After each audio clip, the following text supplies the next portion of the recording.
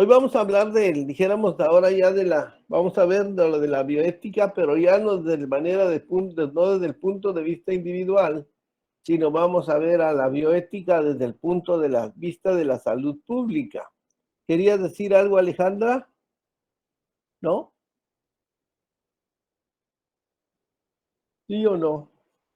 No. No, doctor.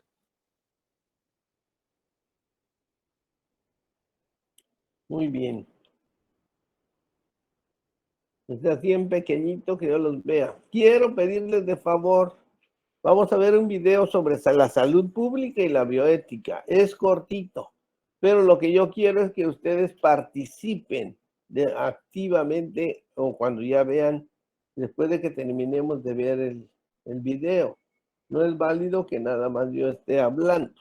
O sea, aquí es un espacio de reflexión, donde todos tenemos que participar. Algo tenemos que decir, o algo debemos de aportar, ¿sí? De acuerdo a lo que nosotros vemos y lo vamos a aplicar a nuestro mundo, a nuestro entorno. Muy bien.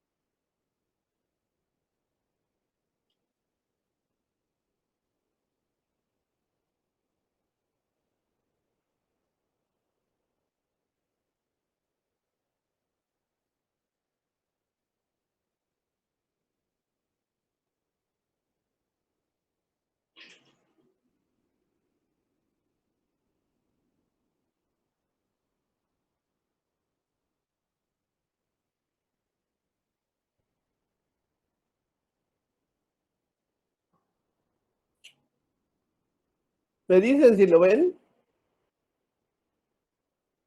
Sí, doctor, sí se ve. Sí, doctor.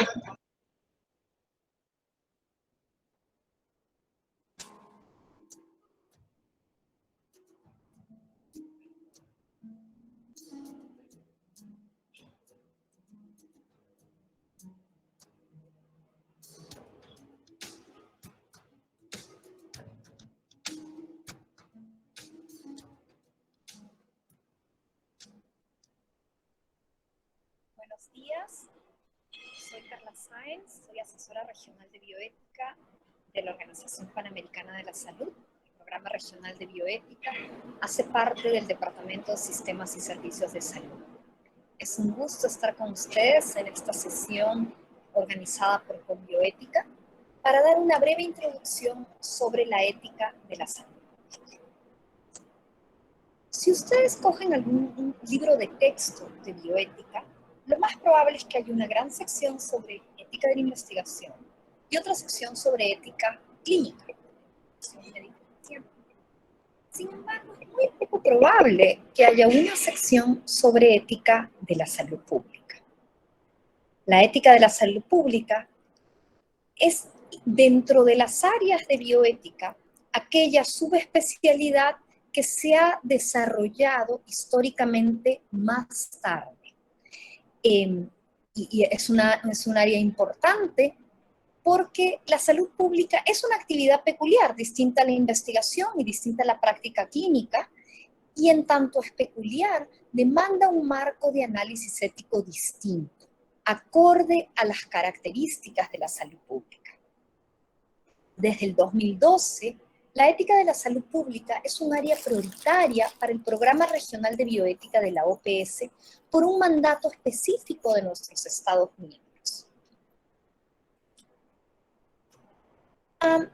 Cuando hablamos de ética de la salud pública, ¿a qué nos referimos?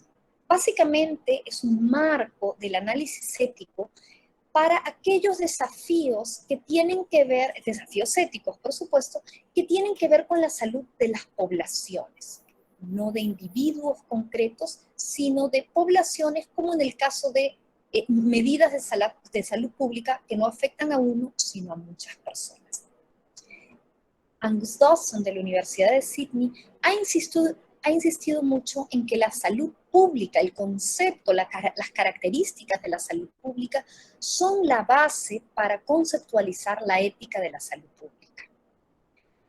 Las características de la salud pública en el contexto de la pandemia nos han puesto muy en claro que hay actividades, hay logros, hay aspectos de la respuesta a la pandemia de COVID-19 en los que ningún logro es posible sin una acción concertada, sin la cooperación entre los distintos agentes de la sociedad, sin la acción colectiva. Es por esto, por estas características, que la pandemia de COVID-19 ha sido muy importante generando una reflexión sobre las características de la ética y la salud pública y sobre la importancia de un abordaje de ética de la salud pública para las medidas de respuesta a la pandemia.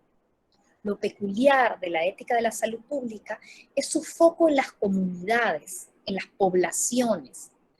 No parte desde la perspectiva del individuo, no es que ignore al individuo, pero el punto de partida es la población, la comunidad. Y esta mirada, este foco del análisis tiene un impacto en el análisis ético.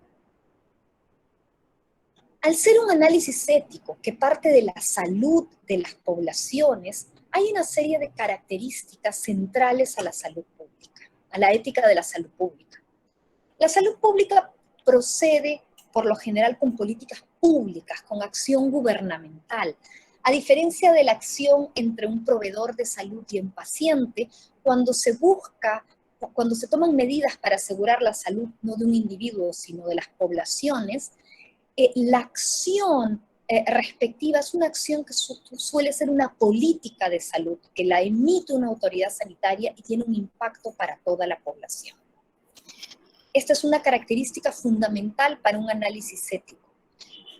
Otra es que esta acción gubernamental de la autoridad de salud, que es un actor sumamente importante en la salud pública, se desprende de un mandato para esta autoridad de salud.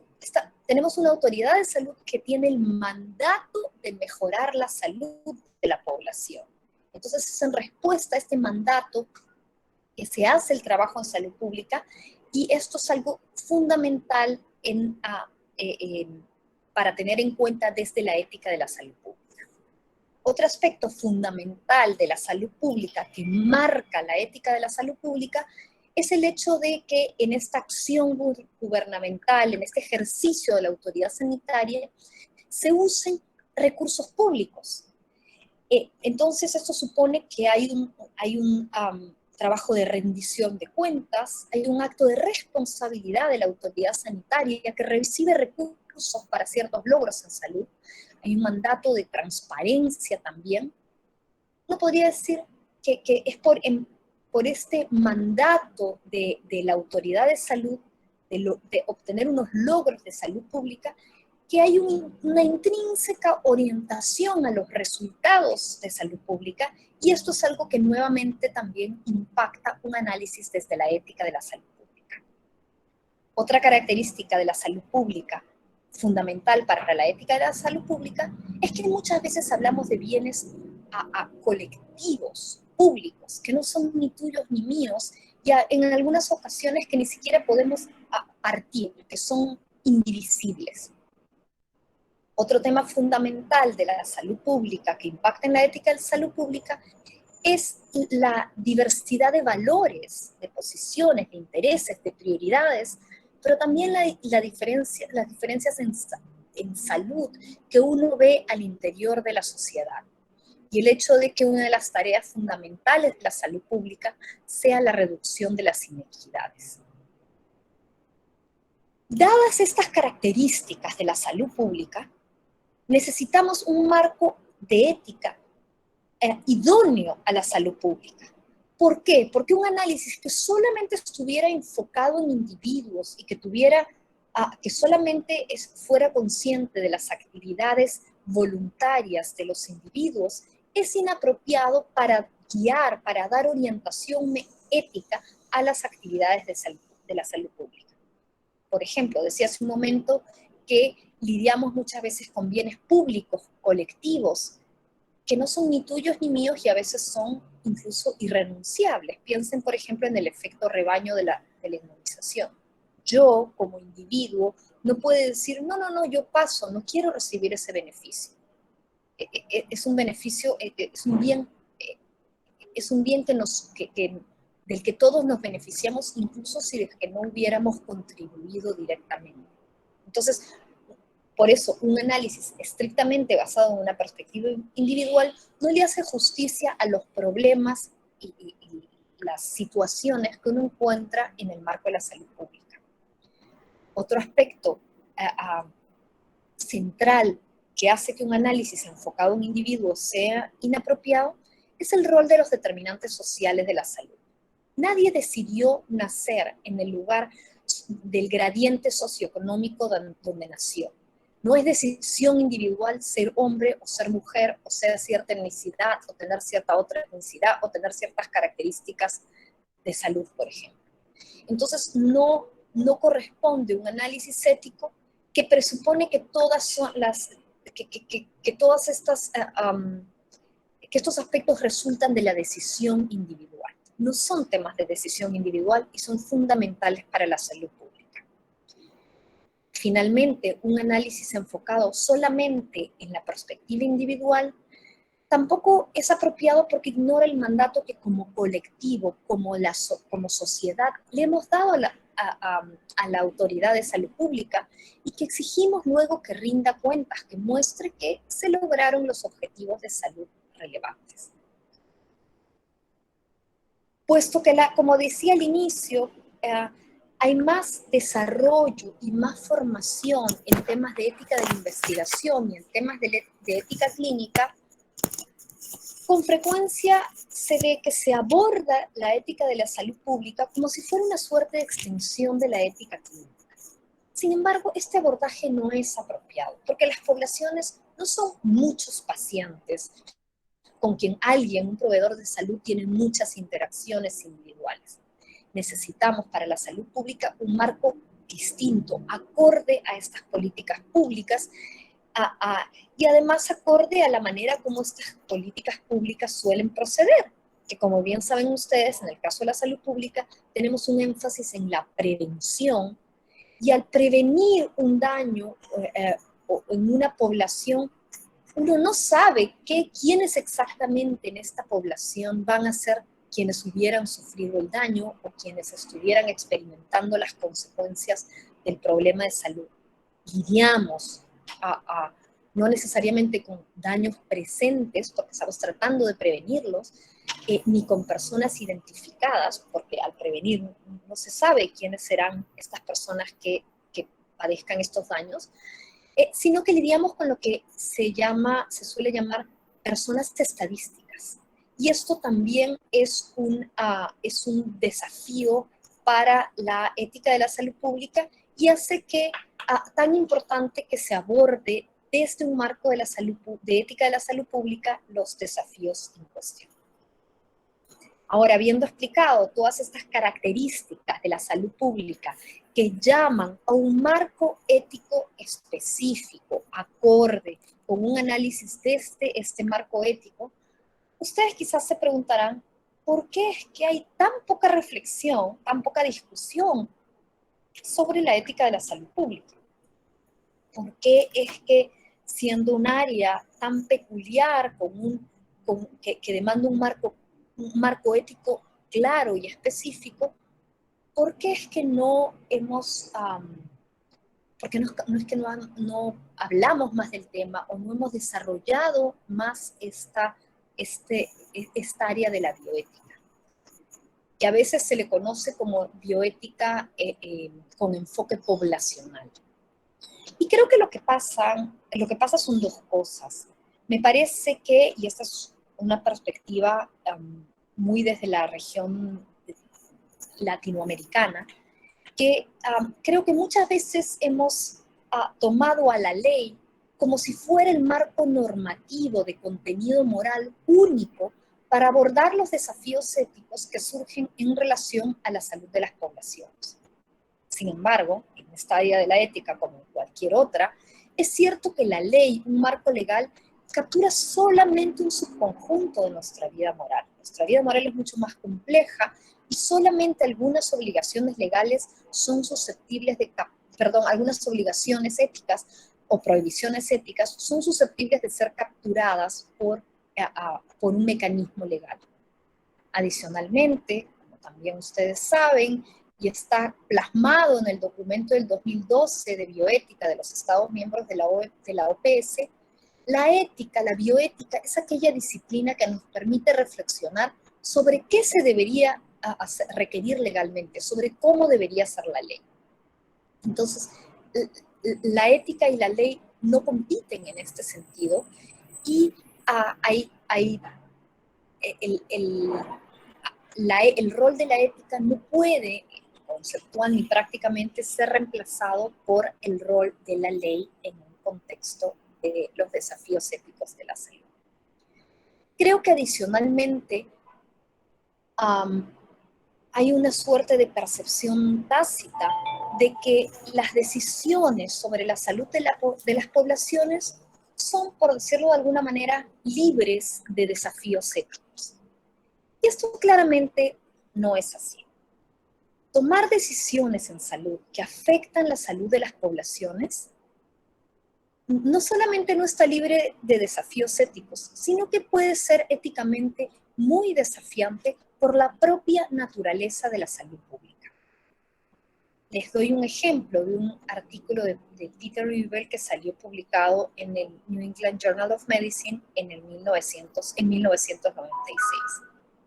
Imaginen que tienen que escoger entre aplicar un test a toda la población, que salvaría 1000 vidas, y entre aplicar otro test distinto, que es más caro y mejor, que se podría aplicar solamente a la mitad de la población, puesto que no alcanzan los recursos para todos, y que esta mitad de la población se seleccionaría al azar, y con ello se salvarían 1100 vidas.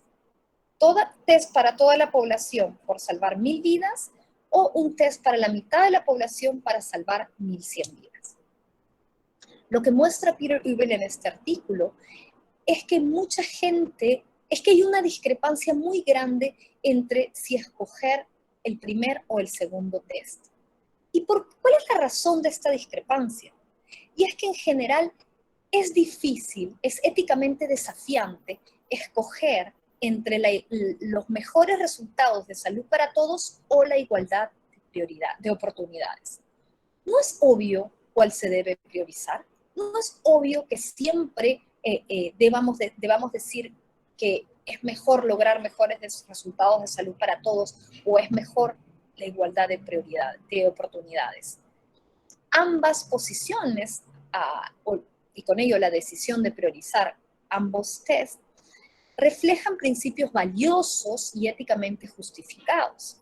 Es razonable que haya desacuerdo entre el test 1 o el test 2, y esto es lo que llamamos en la ética de la salud pública un desacuerdo ético razonable, porque ambas estamos teniendo dificultades llegando a un acuerdo entre dos opciones y ambas son éticamente justificables, están respaldadas por principios valiosos, principios éticos. Sin embargo, el tomador de decisión necesita tomar una decisión y hay que proceder. Entonces, este tipo de desafíos son el desafío diario de la ética de la salud pública, de la salud pública, y es un desafío ético, y ello también se debe a que en general los grandes objetivos de la salud pública pueden, y con frecuencia lo hacen, dictar acciones en conflicto. ¿Cuáles son estos objetivos de salud pública a los que me refiero? En primer lugar, mejorar la salud de la población, en general, la salud de todos. Pero otro objetivo fundamental de la ética de la salud pública, por lo menos desde que conocemos los determinantes sociales de la salud, es distribuir la salud de manera justa, es reducir las inequidades. Estos dos objetivos a veces nos llevan en la misma dirección, pero con frecuencia también ocurre que generan cierta tensión, porque pueden dictar acciones distintas. Puede ser que aquella acción que mejore la salud de la población, del total, teniendo en cuenta solamente el resultado total, sea distinta de aquella acción que distribuya la salud de manera justa, que reduzca inequidades. Entonces, son los propios objetivos de la salud pública los que llaman a un constante análisis ético, porque pueden llamar a acciones que van de lados distintos. Como ilustran estos ejemplos, reducir inequidades, maximizar beneficios de salud para todos, son ambos criterios éticos razonables, son valores, son éticamente justificados. Y esto ocurre con muchas decisiones que impactan en la salud de las poblaciones. El desafío de la ética de la salud pública no es lidiar con aquellos casos en que una de las alternativas, uno de los posibles cursos de acción, es claramente no ético. Es sobre todo en los casos en que tenemos cursos de acción que ellos mismos persiguen a justificaciones éticas. Ahí es cuando nos encontramos con los desafíos más grandes en materia de ética de la salud pública. En la medida en que consideramos distintos cursos de acciones que ellos mismos están éticamente justificados, vemos este desacuerdo éticamente razonable al que me refería hace un momento, y lo que vemos en la práctica es que en vez de hacer un análisis o proceder invocando la ética en los procedimientos, lo que suele ocurrir es que se coge, es como si fuera una bolsa de las cosas buenas, y a veces tomamos una razón y a veces otra, y no explicitamos ni el criterio moral que justificó esa decisión que impacta la salud de las poblaciones, ni por qué se tomó esa decisión, cómo se llegó a la decisión. Enfatizo este aspecto de cómo se llegó a la decisión, de por qué se decidió cierto curso de acción, no solamente porque el cómo, pensar en cómo se decide, por qué se decide algo, es fundamental desde la naturaleza de la ética como disciplina, que supone un análisis ético y no la aplicación de algoritmos o reglas unívocas. Lo especifico también porque muchas veces, cuando hay un desacuerdo ético razonable, cuando es difícil o acaso imposible hacer una suerte de ranking permanente de criterios éticos, de valores éticos sustantivos, lo que hacemos en la ética de la salud pública es, como en otras áreas de la ética, es buscar apoyarlos en la ética procedimental. Pasamos de discutir qué decidir a discutir cómo tomar esas decisiones. Cómo tomar estas decisiones de una manera ética, con un proceso de deliberación ética que lleve a que las conclusiones de esa decisión sean ellas mismas éticas. Ese proceso, algunos de ustedes habrán escuchado el marco de rendición de cuentas para las decisiones razonables, Accountability for Reasonableness en inglés, A4R por sus siglas, combinando el inglés y el español. Es un marco de ética procedimental que lo que busca es incorporar un proceso de deliberación moral a la luz de ciertas reglas, con la idea de que aquello que resulte de este proceso, de esta deliberación moral, será lo que aceptaremos como éticamente justificado. Y como parte de este proceso, nos toca analizar y valorar transparentemente las justificaciones que se brindan. Si digo que algunos de ustedes estarán familiarizados con este marco, es porque el Programa Regional de Bioética de la OPS trabaja desde el 2012 en la puesta en práctica de este marco de ética en la toma de decisión en la introducción de un análisis ético con un marco de ética de la salud pública en la toma de decisiones como aquellas de priorización en salud, y esta introducción de la ética en la toma de decisiones en salud no, al día de hoy no es exclusivamente basado en un análisis ético procedimental, sino que, por ejemplo, tenemos el reporte, el informe creo que del 2014, de cómo tomar decisiones justas en el camino a la cobertura universal de salud, que complementa ese proceso de priorización para avanzar, para lograr la salud universal, complementa ese proceso de análisis ético, esa ética procedimental, con valores éticos sustantivos derivados del concepto de salud universal. Esta es un área en que hemos trabajado mucho, como digo, desde el 2012 en toda la región, pero sin embargo no es la única, y voy a mencionar dos áreas temáticas sumamente importantes de la ética de la salud pública. Una de ellas es la ética en la vigilancia de la salud pública. La vigilancia en salud pública es una de las labores fundamentales de la salud pública, que si bien tiene algunos parecidos con la investigación en la medida que se recogen datos y se procede con rigor científico, persigue un objetivo distinto porque busca el beneficio directo de las poblaciones y no producir un conocimiento generalizable como es el caso de la investigación. Puesto que la vigilancia de la salud pública es una tarea fundamental dentro de la salud pública, tenemos una orientación ética específica para las labores de vigilancia que usa un marco de la ética de la salud pública y que aborda los desafíos más frecuentes en el trabajo de las distintas áreas de vigilancia, porque la vigilancia en salud pública tampoco es una tarea simple, unívoca. La vigilancia de las enfermedades infecciosas suele proceder de cierta manera, la vigilancia de las enfermedades crónicas de otras. Como me recuerdan mis colegas encargados de vigilancia en la OPS, la vigilancia es una gran canasta de actividades, y esta orientación, la orientación para los desafíos, la orientación ética de la OMS para la vigilancia, da las pautas éticas para los desafíos más frecuentes que surgen en las distintas áreas de la vigilancia. Esta es una publicación que trabajamos por muchos años con la OMS, puesto que no había otro marco ético similar, y que la OPS publicó en español hace ya muchos años, creo que fue en el 2017, pero puede ser que esté equivocada. Los invito a consultar la página web del Programa Regional de Bioética, donde está esta publicación a disposición.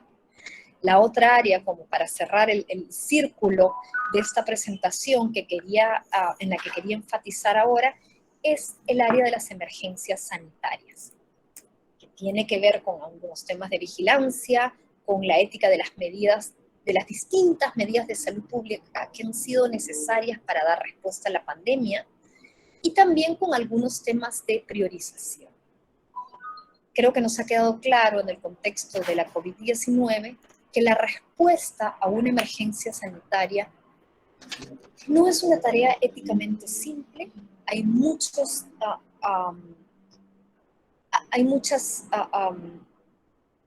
valores éticos que pueden dictar acciones en conflicto, y que un análisis ético riguroso y transparente es fundamental para que las distintas medidas de respuesta sanitaria en una emergencia se hagan de manera ética.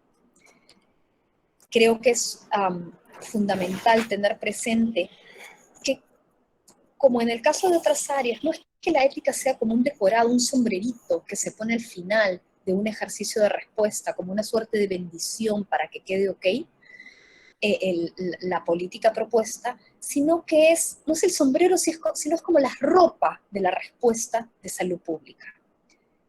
Quizás muchos de ustedes más familiarizados con la ética de la investigación recordarán una percepción muy común que había hace muchos años, en que se veía la ética de investigación como que tuviera que ver solamente con el consentimiento informado, como que el protocolo de investigación, no, eso no tenía que ver con ética, solamente la parte del consentimiento tenía que ver con ética.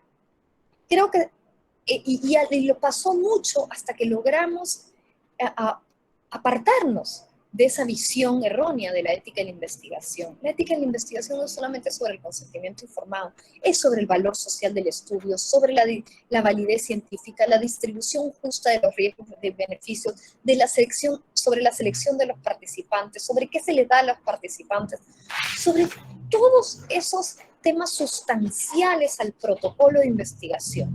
No solamente al final, cuando hay una intervención de salud pública lista, que tiene sentido preguntarse sobre la ética, así como tampoco es cierto que solamente cuando uno ha terminado un protocolo de investigación y va a hacer el documento de consentimiento es que se pregunta sobre la ética. Eso sabemos que no es así. Lograr un beneficio de salud pública es un valor ético fundamental para la salud pública, y con el mismo espíritu en que ahora vemos en el contexto de ética y la investigación, que vemos a la ética como algo sustancial a un protocolo de investigación, no como un agregado final, de la misma manera nosotros desde la OPS los llamamos a que vean la ética como un elemento sustancial a la salud pública y no solamente como un decorado final. Espero que esta muy breve introducción a la ética de la salud pública les sea fructífera. Los invitamos a visitar la página web del Programa Regional de Bioética y a suscribirse a nuestra lista de ética de la salud pública, que es un mecanismo que tenemos para compartir recursos, oportunidades de entrenamiento, publicaciones, etcétera, sobre la ética de la salud pública. Como organización de salud pública, la ética de la salud pública es un aspecto fundamental de nuestro trabajo y celebramos esta iniciativa de con bioética de buscar fortalecerla. Muchísimas gracias.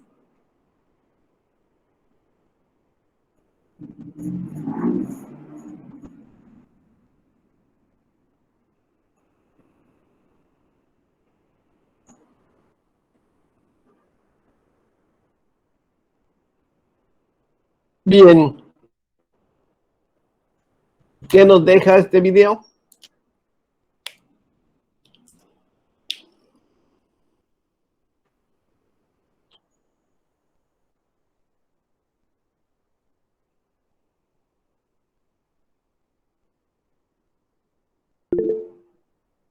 Adelante, Marlene. Marlene. Bueno, doctor, primero que nada, la ética de la salud pública va a tratar de cubrir las necesidades que van a tener la población en general, pero que también necesita ser cuidadosa, como decía la doctora Carla, en el momento en cómo se toman las decisiones, porque a pesar de que quieras ayudar y tratar de cubrir las necesidades de todos, tampoco les puedes estar dando gusto a todos, pues, sino que también hay reglas que van a regir la comunidad, en la que vamos a tratar de respetar los derechos y la dignidad de las personas, a pesar de las peticiones que se tengan o las problemáticas que se presenten en ese momento. Entonces, a mí me quedó una duda porque no sabía si después, o sea, si después de la reunión que tuvieron en el año 2012, cuando hablaron acerca de cómo tomar las decisiones acerca de salud pública y la ética en este caso, volvieron otra vez a tener, o sea, se ha vuelto a tener otra vez ese tipo de reuniones, o por ejemplo ese tipo de reuniones se hacen cada año, o cómo, porque siento que así como avanza la ética, también va a avanzar la tecnología y avanza, por ejemplo, la dinámica social en la comunidad. Entonces, como que nuevas problemáticas surgen cada día, ¿no? Con el avance de la ciencia, con el avance de las problemáticas que surgen y cómo resolver los casos. Así es, exactamente después de esas reuniones en donde se fijaron los objetivos del milenio. ¿Cuáles eran los objetivos del milenio? ¿Alguien se acuerda cuáles eran los objetivos del milenio? ¿O cuáles son?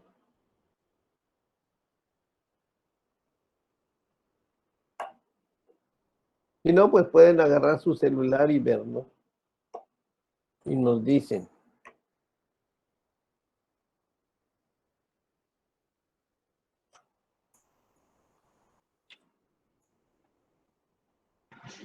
Me parece que son 8: la erradicación de la pobreza y el hambre, el logro de la educación universal, la promoción de la igualdad entre los sexos, la reducción de la mortalidad infantil, el mejoramiento de la salud materna, el combate de VIH, SIDA y otras enfermedades, y la sostenibilidad del medio ambiente.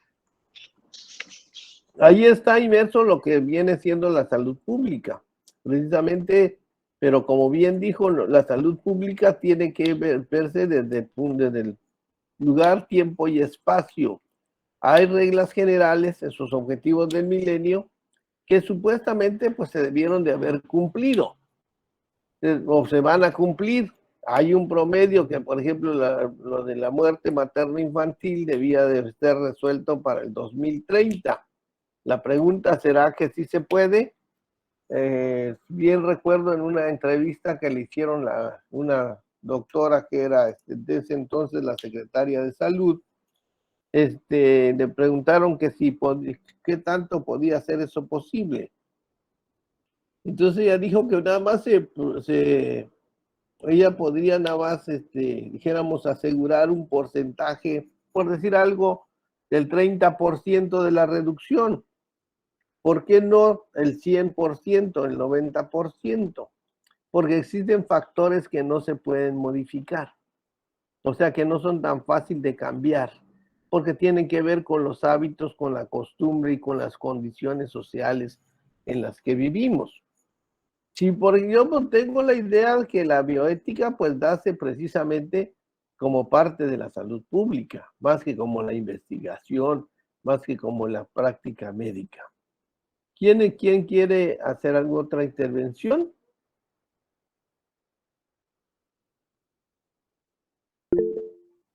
Sí, Jennifer, adelante.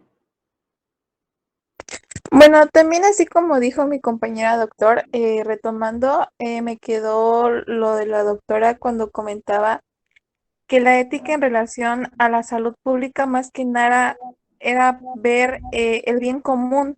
Ya no es como lo que vimos anteriormente de solo un individuo, sino ahora estamos hablando de un colectivo, pero que también habían problemáticas y se podían poner, no sé, algún problema y tener como buscar soluciones, pero con un mismo objetivo. Uno de los objetivos era buscar el bien común, o sea, que todos, o sea, estén, digamos, como que estén bien, ¿no? Que puedan tener problemáticas, pero siempre llegar a ese objetivo que es el bien colectivo, ya no solo individual. Así es.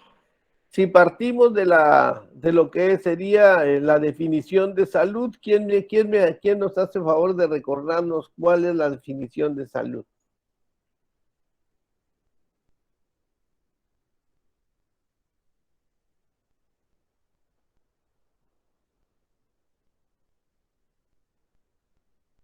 Pues esto, según la OMS, es un estado de bienestar físico, mental, social y psicológico que va a presentar. ¿No te escuchamos bien, Margarita? Por favor. Maggie, no te escuchamos.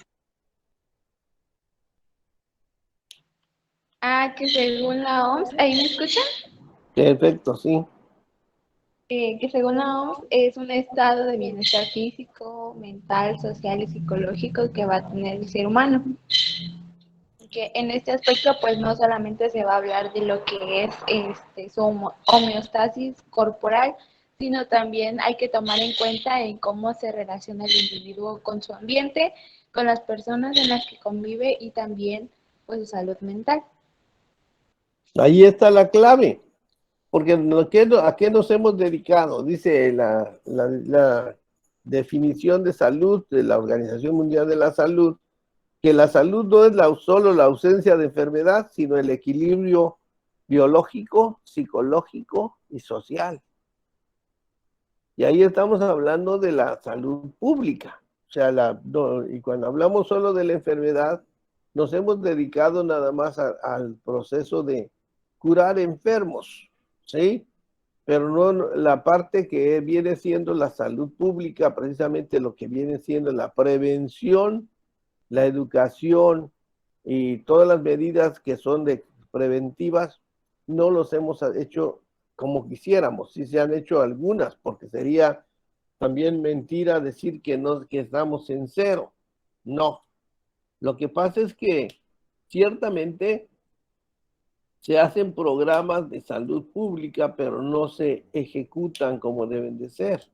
Y eso viene siendo al final de cuentas, pues porque, por ejemplo, la salud pública no puede, ciertamente hay medidas generales para todos de manera universal. Y de entre ellos, pues estábamos hablando de los objetivos del milenio y después hablaron de la sustentabilidad y también lo dijo la doctora, que sea sustentable. Pero para que pueda ser sustentable, primeramente tenemos que resolver los problemas. No podemos hablar de mantener un paso si nunca no hemos llegado donde deberíamos de llegar. Entonces el mundo pues no es un mundo homogéneo, es un mundo heterogéneo, ¿sí? Y entonces como es un mundo heterogéneo, también la que es la salud pública se tendría que abocar a cada lugar y a cada condición. Y partiendo de un diagnóstico situacional, se tendría que hacer medidas de salud pública, pero para cada lugar. Porque podríamos decir que los problemas de salud pública de Tuxtla no son los mismos de salud pública de Tapachula, ni son los mismos de Comitán, y mucho menos los de Sinacantán y los de Ochuc. O sea, al final de cuentas, para eso se tendría que analizar cuáles son los problemas que tienen. Si quisiéramos hablar de los dilemas, los dilemas principales que tenemos como sociedad chiapaneca, ¿cuáles serían los principales dilemas que tenemos? Que al final de cuentas no nos permiten tener un ambiente sano como quisiéramos.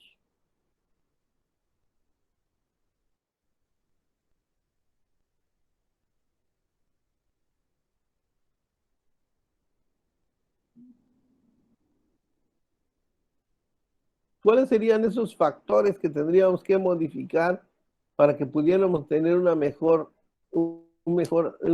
salud? La pobreza. Ese es uno de los principales problemas. Y por ahí pasaban una de las, cuando pasaron, ya lo quitaron el comercial ese, cuando una paciente embarazada le pregunta a la doctora o al doctor que qué iba a hacer su hijo, y entonces lo que le contestó, otro pobre. ¿Sí? Lo quitaron porque al final de cuentas, pues dijéramos, es una realidad. Un pueblo pobre, pues va a traer más pobreza. Generalmente nacer es algo que no podemos elegir dónde vamos a nacer, ni nada de eso, pero al final de cuentas, pues depende de dónde nacemos, así la condición también en que estamos. Pues después, ¿por qué la pobreza? ¿Qué factores condicionan para que haya pobreza?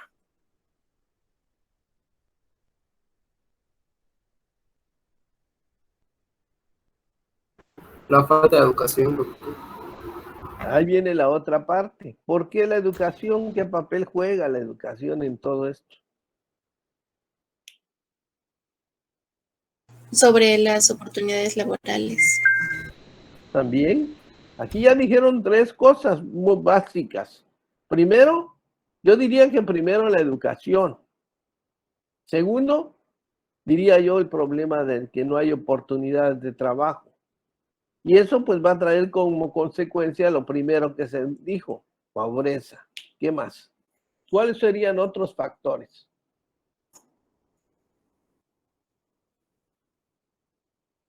¿Podría ser la desigualdad social? Esa es una de las cuestiones principales de desigualdad social. O sea, más que la inequidad, y eso también lo planteó la doctora. Uno de los grandes dilemas que tenemos es la inequidad, ¿sí? Realmente, si vemos cómo está repartida la economía en el mundo, en Chiapas, en México, y vamos a ver que la mayor parte del recurso está centrado en unas cuantas personas. Y de ahí vienen los que menos, los que tienen un poco, los que no tienen, los que no, los pobres, los más pobres y los miserables. De alguna manera, esa es la parte más triste, en la inequidad. ¿Cuál sería otra?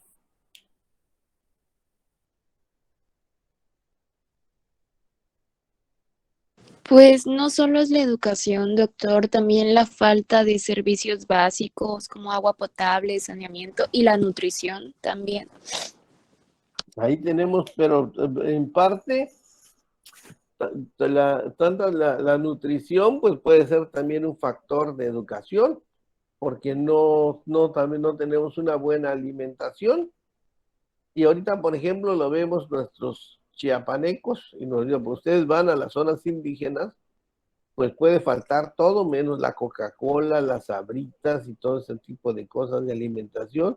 Y ahora pues ya ni siquiera, algunos ya ni siquiera cultivan ni las legumbres ni nada de ese tipo de cosas que antes comían. Entonces, al final de cuentas, también tiene que ver la alimentación. Seguramente dijeron ahí el problema de la desnutrición, pero hasta ahora el problema no es solamente de la desnutrición, ahora el problema es que tenemos obesidad también. ¿Obedece a qué? Tanto la desnutrición como la obesidad tiene el factor centrado en que no tenemos una alimentación adecuada. ¿Tiene que ver con la educación, la alimentación? Sí. ¿Qué más? Pues especialmente la falta de atención de los padres hacia los hijos para cuestión llevar pues a la escuela y así como el del gobierno, ¿no? O sea, que no le pone el interés importante a lo que debe de ser. Ahí tenemos otro factor, el concepto de familia. ¿Cómo eran las familias antes? ¿Cómo son las familias ahora? Y dijéramos, ¿quién es el que educaba al hijo y ahora quién lo educa? Estamos en un proceso de transición en el cual la mujer antes era la que cuidaba de la familia y de alguna manera su rol que jugaba en el cuidado de la familia, el quehacer de la casa, que no era nada fácil o no es nada fácil, porque dirían, es que la mujer no trabaja, pues había que estar un mes haciendo toda la chamba de la casa para que se vea si trabajaba o no trabajaba. Y de alguna manera, ahora que sale a trabajar, ¿quién cuida de los hijos? El hombre también de alguna manera apenas tiene que entrar a la transición de cambiarse, que ahora ya no hay trabajos ni tareas en la casa que son propios de las mujeres y son propios de los hombres, sino las tareas tienen que ser unisex igual que la ropa. Entonces ahí viene la parte pues importante de que tenemos que ir acorde con los cambios que se van dando socialmente, pero lo tenemos que ir utilizando de acuerdo a nuestra condición en que estemos. ¿Qué más? También puede influir la identidad y el género. ¿La qué? No le escuchamos bien. La identidad y el género. Definitivamente que sí. Definitivamente que sí. La igualdad de género debe de ser igual para la mujer, igual para el hombre. En derechos, así es. Pero todavía no tenemos esa cultura de igualdad. Todavía la mujer privilegia al hombre, porque quien privilegia al hombre la mayoría de las veces es la mujer. Estoy hablando de la mujer mamá que privilegia al hijo varón. Todavía sigue siendo así. Y de alguna manera, tanto hombres como mujeres deben de tener a igual educación. Y eso pues todavía estamos en ese proceso. Sin embargo, eso trae como consecuencia también algunos trastornos en los adolescentes que no están debidamente enfocados y dijéramos no están como fuera de su realidad, porque no hay quien los oriente. Pero bueno, también es otro de los factores. ¿Cuáles? ¿Qué más?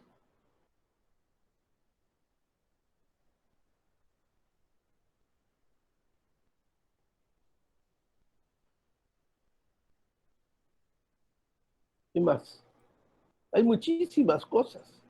Yo digo que también podría ser la falta de infraestructura y personal de salud. Así es. Por ejemplo, estamos formando profesionales de la salud para curar. Y estamos formando trabajadores para la salud, pero pensando en las nuevas tecnologías, en curar, en hacer procedimientos quirúrgicos de alta especialidad. Pero, ¿qué estamos haciendo con la salud pública? Estamos creando hospitales de alta tecnología que ni siquiera los podemos mantener para empezar, porque luego hacemos hospitales de tercer nivel, entre comillas, pero es como si compráramos una casa, una mansión nosotros. Puede ser que lo pudiéramos comprar, pero lo podremos mantener. Porque acuérdense que mantener un hospital requiere recurso financiero. Primeramente tiene que tener un soporte financiero importante. Tercero, segundo, tiene que tener un recurso humano de calidad, capacitado para el fin. Porque si no, en lugar de que sirva, dijéramos, utilice de manera adecuada los implementos que tiene para el diagnóstico, los destruye. También tendríamos que tener, pues, todo lo que sería la infraestructura y materiales. Todo eso significa dinero. ¿Y qué es lo que no tenemos?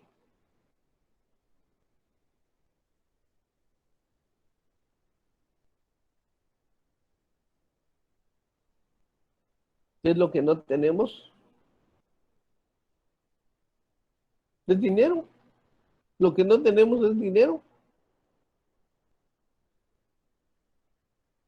Y luego, si aparte de que el dinero que tenemos no se distribuye de manera adecuada, se usa de manera incorrecta o se distribuye de manera incorrecta. Por ejemplo, hacemos medidas generales con un recurso y a veces esas medidas en algunos lugares no son necesarias. Entonces, hacer una actividad que no es necesaria en un lugar, ¿eso qué implica? Es como tirar dinero a la basura. Entonces, lo que también falta, una estrategia de planeación acorde a la necesidad de cada espacio. Porque esa es la única forma en que se podría modificar. ¿Qué es lo que hacemos? Generalmente copiamos programas de otros lugares, pero lugares que no van acorde a nuestra realidad. Y si no van acorde a nuestra realidad, pues entonces es algo que estamos haciendo, algo que nos funciona. Entonces la formación también del recurso humano para la salud no está pegado a una necesidad y a una realidad. O sea, no estamos atendiendo a la necesidad, entonces habría que cambiar también un poquito esa formación del recurso humano.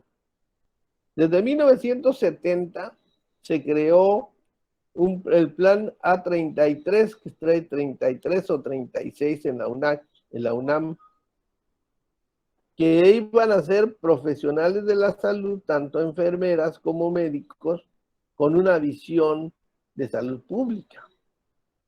¿Pero qué pasó? Ciertamente algunos se inscribieron en ese programa, pero terminaron en el hospital haciendo cirugía. Entonces no cumple con ese requisito. La idea es que si van a hacer salud pública es para que trabajen en salud pública. Y salud pública implica en cada lugar que estemos hacer un diagnóstico de salud, conocer cuáles son sus riesgos y de alguna manera ir viendo la prioridad que hay y cuáles tendríamos que ir modificando poco a poquito. Acuérdense que lo que es salud, lo que es social, no se pueden gestar cambios de un día para otro. Se tendría que hacer un plan de desarrollo para esa comunidad de manera gradual y que vayan concientizándose, cambiando. Hay hábitos que son muy buenos, pero hay hábitos que son muy malos. Sin embargo, como decimos que son hábitos y son parte de la cultura, pues ahí se quedan. Y al final, eso nada más, en lugar de que se resuelva el problema, se van retrasando. ¿Qué otra cosa tendríamos que retomar? De seguro que la salud pública juega un papel muy importante. ¿Queremos un México diferente? Necesitamos enfocarnos a la salud pública. De hecho, decía yo que la bioética nació como un problema de salud pública mundial, porque no nació para la investigación, no nació para la ética médica, nació pensando en todo el daño que había ecológico por las industrias, por la bomba atómica, por todas esas cosas que se estaban destruyendo en nuestro medio, dijéramos, la parte ecológica y todo que estaba destruyéndose. Sin embargo, ese impacto que debió de haber tenido ahí pasa exactamente como pasa con todas las cosas. Nació para resolver un problema de salud pública y se fue hacia una parte que no es realmente la salud pública. Por eso ahora se habla de la bioética global. Cuando hablamos de bioética global es que estamos buscando que todos tengamos una buena vida, diríamos, en todo el mundo. Pero esto es algo que se tiene que buscar. Es algo que no se puede dar. Yo les pregunto a ustedes, ¿se puede dar educación? Yo a ustedes les puedo dar a alguien educación.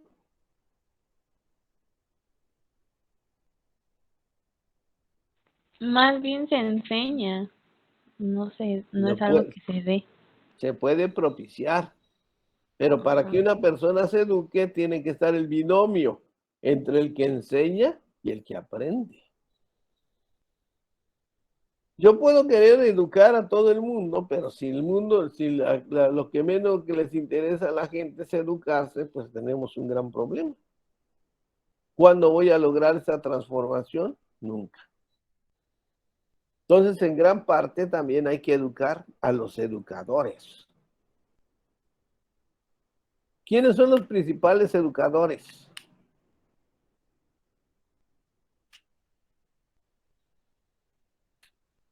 Y cuando hablamos de educación, no estamos hablando de saber leer y escribir, sino implica muchas cosas.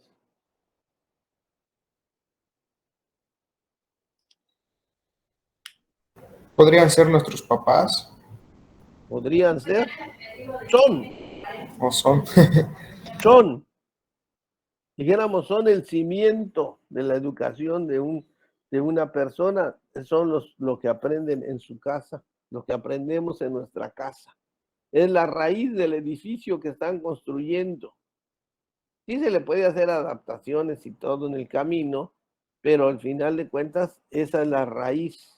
De eso depende que el árbol no caiga. La educación. Y desafortunadamente, los padres no tienen una buena educación en ese sentido. Tal vez de manera pasional, pues decimos, yo quiero que mi hijo sea, pero no, ¿cuándo tengo que empezar a educar a mis hijos?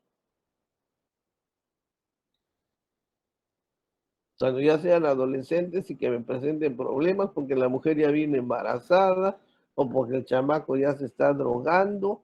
¿Cuándo?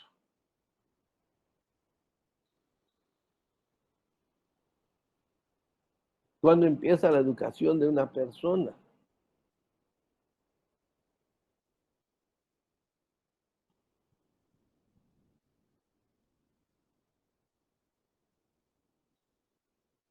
Desde la infancia, doctor. ¿Desde qué? La infancia. Desde la infancia, desde que nace un niño. ¿Por qué desde que nace un niño? Porque le vamos a enseñar a comer para empezar. ¿Qué va a comer? ¿Qué es lo que debe de comer? Desde ahí empieza la educación para la salud. Alguien decía, por ejemplo, que defecar al aire libre pues era una gran contaminación ambiental. Pero ahora, ¿qué será más contaminación? ¿Echar toda esa porquería a los ríos? ¿Será menos o más?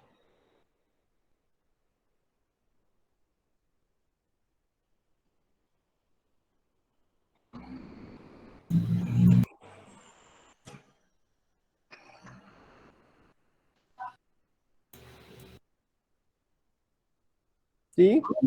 Pues yo creo que se necesita un control, ¿no?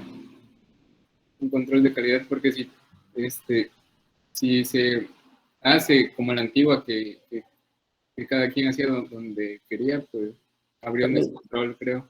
Debe haber un control, igual con lo que ya hay, las aguas negras, pues un control adecuado, creo que se ha perdido eso, esa delicadeza, tal vez.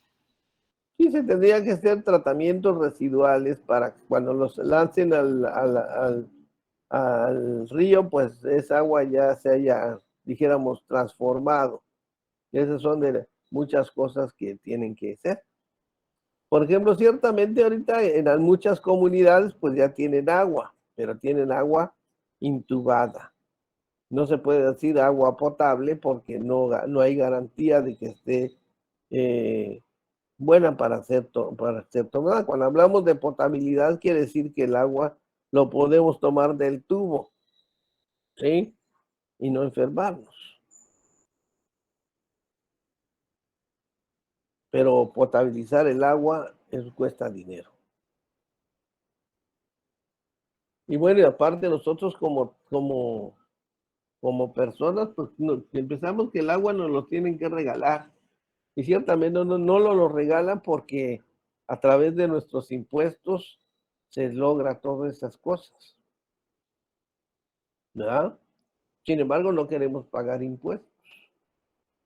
Por ejemplo, Canadá en el mundo ha sido el modelo de lo que es el sistema universal de salud. Porque en Canadá no hay servicios privados, todos son servicios públicos. Y se supone que todas las personas reciben el mismo servicio de salud. Y todo lo que es salud el trabajo también tiene sus límites. Salud en general es también no trabajar más de lo que debes de trabajar. ¿Qué trae eso como consecuencia? Pues tener una vida sana. Pero precisamente en Canadá es uno de los países donde se pagan los más altos impuestos. Pero, por ejemplo, si se enferma, no tiene usted que gastar todo lo que tiene usted de su único ahorro, lo poco que tiene, o tiene usted que vender su casa para poder curarse, como nos pasa a nosotros. Es como si estuviera pagando un seguro de salud y de vida. Todos son factores que se tienen que analizar. Desafortunadamente en México también la desigualdad social y la inequidad es terrible. ¿Por qué? Porque la mayor parte de la riqueza está concentrada en unos cuantos. Y eso al final pues trae problemas muy serios. ¿Cómo es el sistema de salud en México?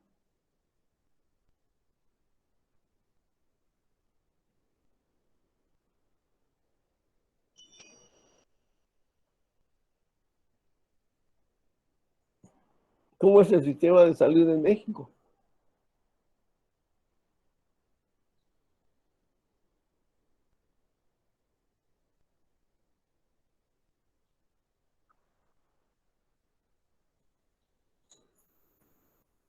¿Cómo es nuestro sistema de salud? También tenemos que saber eso. ¿Cómo es nuestro sistema de salud? Cuando se llamaba salubridad y asistencia, tenía una forma. Estaban divididos en los grupos de los países, de los que tenían derecho habientes. Estamos hablando de los que tenían seguro social, ISSSTE, ISTECH, ISEMI, todos los que son derechohabientes porque pagan un seguro que es tripartita. Parte paga la empresa, parte paga el trabajador y parte paga el gobierno. Y con ese dinero se supone que deberían de recibir toda la atención médica y todo lo que tiene que ver con pensiones y jubilaciones y todo ese tipo de cosas. Y ahí viene otro grupo, el grupo de la asistencia social, que sería los que no tenían, no pagaban. Sin embargo, en ese entonces, el sistema de salud decía que tenían que pagar una cuota de recuperación, que era una cosa ínfima, pero sí se pagaba. Entonces, derechohabientes y, como dijera Fren, derechohabientes y derecho carecientes.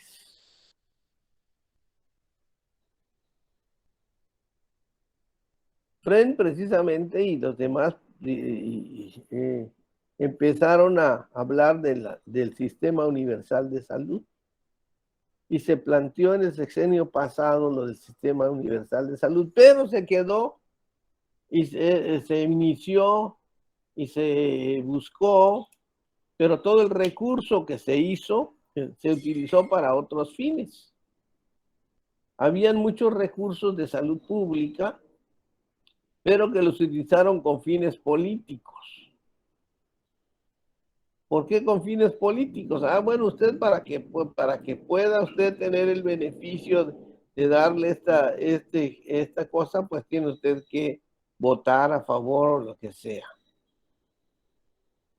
Y aparte, pues el recurso se utilizó para otras cosas. Entonces, obviamente el plan, si lo analizamos, lo vamos atrás y revisamos, decía que, bueno, era unificar todo. Entonces, todo el mundo tendría que pagar un seguro, como está en Canadá. Por ejemplo, las gentes que tienen ranchos, que ganan dinero, bien podían pagar su seguro.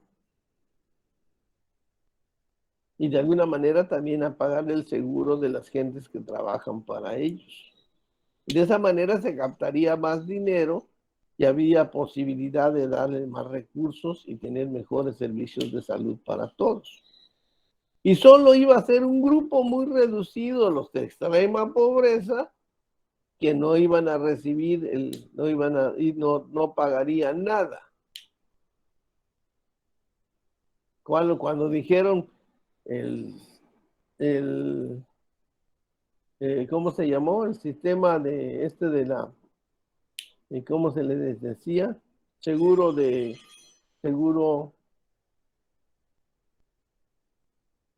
pero el seguro, ahorita se me fue el nombre, que iba a dar todo. ¿Popular? Seguro popular. El seguro popular dice, les vamos a dar todo. Pero no dijeron el todo, pero todos tienen que dar su cuota. Porque nadie va a tener un dinero suficiente para dar todo, porque no va a alcanzar nunca. Entonces ahí viene la parte importante. Todos tendríamos que contribuir para tener un mejor beneficio. Era bueno. Era un buen plan. Fue un buen plan. Pero fueron intereses políticos, intereses económicos y mal manejo de los recursos que hicieron que el plan no funcionara.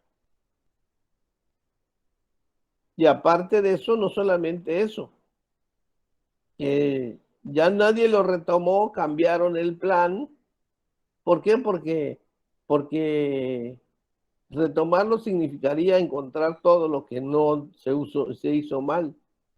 y somos muy dados en México de borrón y cuenta nueva cada sexenio, borrón y cuenta nueva cada sexenio, borrón y cuenta nueva cada sexenio. ¿Qué pasa? Una empresa cuando está cambia y cambia sus planes y sus programas.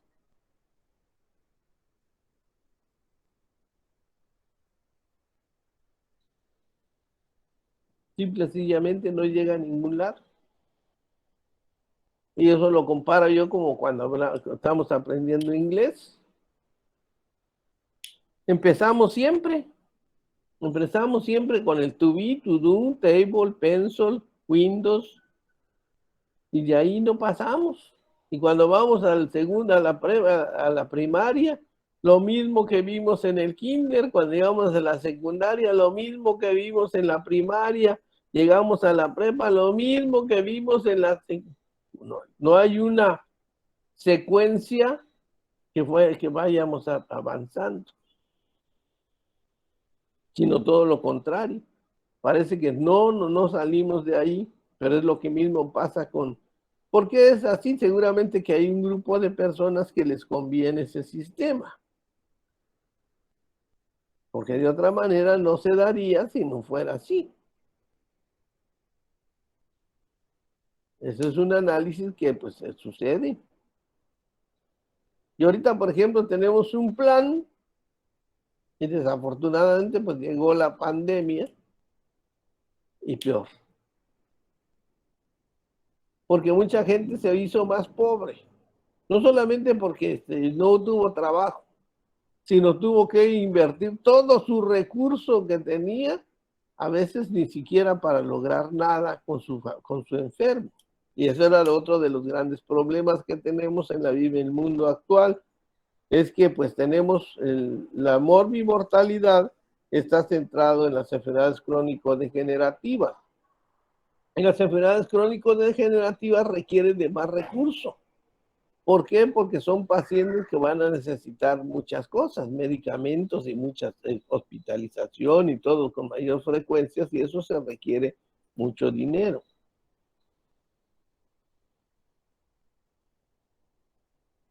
Pero hay cosas que se podrían resolver si nosotros nos enfocáramos a lo que es salud pública.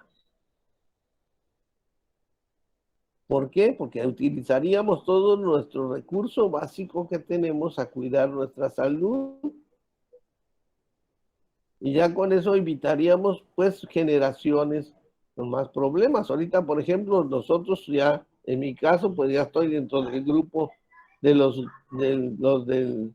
de la tercera edad, que ya vamos para afuera y que ocupamos un buen número de personas y un buen porcentaje que prácticamente, afortunadamente, no todos dependemos de todo del mismo, pero y que todavía, por ejemplo, a mis 68 años estoy trabajando, ¿sí?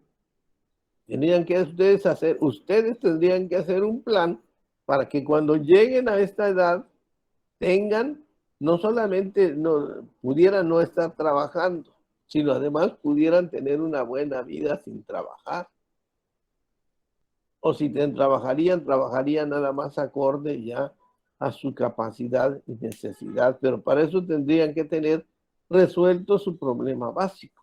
Yo te dije, pero si vemos la mayor parte de la población que tiene mi edad, no tiene ni lo más básico para mantenerse solos. Y ahora también, de alguna manera, esas personas tampoco tienen ya el poder como antes, que eran los que mandaban. Y los hijos, pues, hacían todos por los papás, y ahora, pues, los padres se ven abandonados. Tienen que aparecer leyes donde los hijos se les obligue a pasarle una pensión a los papás porque no les pasa nada y los dejan abandonados. Y son las personas que requieren más recursos para medicamentos, para cuidados generales y todo lo que sea. Entonces, todo eso son de las cosas importantísimas. Yo vi una película que se llama Cuando el destino nos alcance, lo vi en el 70. Para ahorita, ¿cuántos años? Son 50 años. Doctor, disculpe. ¿Sí? Lo que pasa es que ¿Lo que pasa de qué? Tengo un poco de problemas de conexión porque como voy viajando, pero es para para mi asistencia. ¿Quién no tienes No sé si me asistencia? escuchó. Es que tengo un poco de problemas de conexión con el internet. Por eso, pero ¿cuál es el problema? No me había podido conectar. ¿No te habías podido Para conectar? que me tomara en cuenta mi asistencia. Eso es lo que menos importa. Digo, lo importante es que está usted ahí, ¿sí? Muy importante eso. Entonces les decía yo que el problema principal está centrado ahí.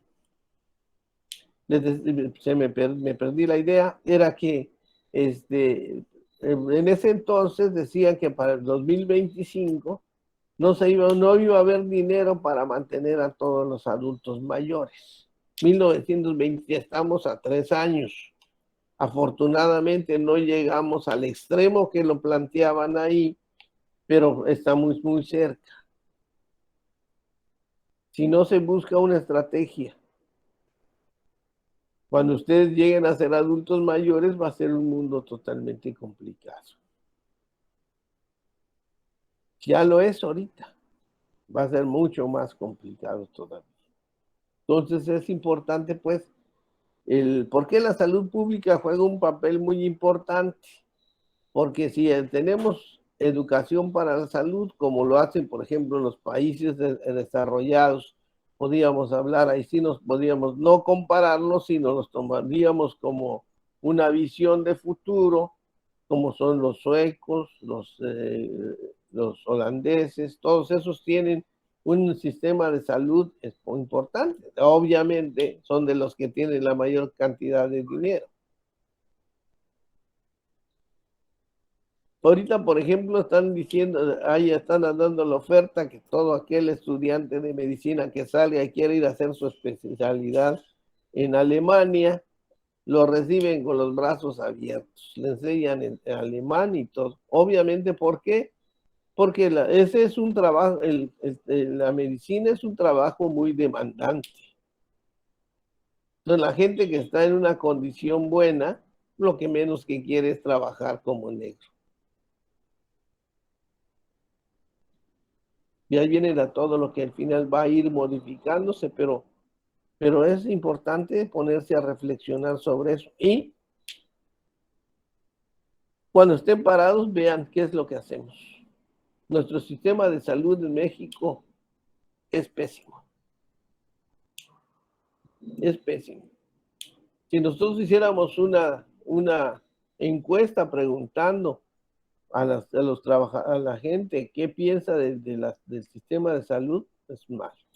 Pero también le preguntaríamos a esa persona, ¿qué hace usted para que tenga usted salud? También no hace nada. Acuérdense que si vamos a hablar de salud pública y vamos a hablar del primer nivel de prevención, tendríamos que hablar precisamente del huésped, tendríamos que hablar del medio ambiente, tendríamos que aprender de los riesgos. Y para los riesgos tenemos que hacer un diagnóstico situacional en cada caso. Muy bien. Bueno, como veo que ya se están yendo y al ratito me voy a quedar solo, entonces le vamos a pedir a quién me gustaría que Isabela Mairani, que nos cierre la sesión y nos diga qué importante, qué encontró o qué le deja la sesión.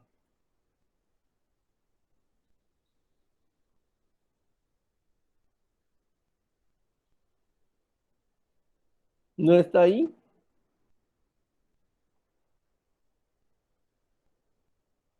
¿O quién quiere cerrar la sesión, hacer una conclusión de lo que dijimos?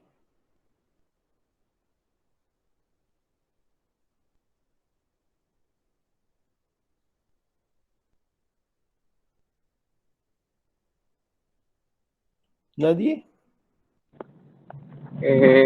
Si no puede mi compañera, doctor, pues no sé si quiere. Adelante, adelante. Pues desde mi punto de vista, doctor, yo creo que lo que dijo usted pues es muy cierto, ya lo estamos viendo.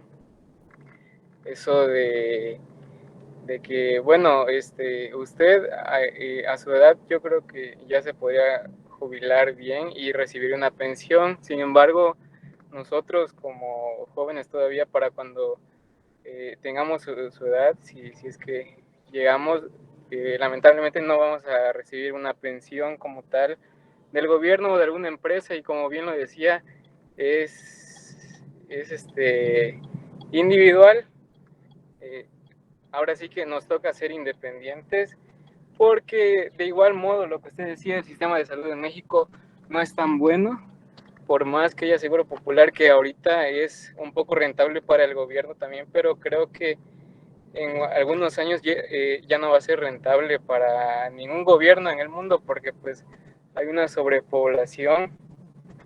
Y también eso de la salud pública, creo que hay que atacarla desde la raíz, que es desde, no tanto de ir a curar la enfermedad, sino previo, ¿no? Desde lo que comemos, o eso del control de las empresas, que como usted dijo, que son las que más contaminan.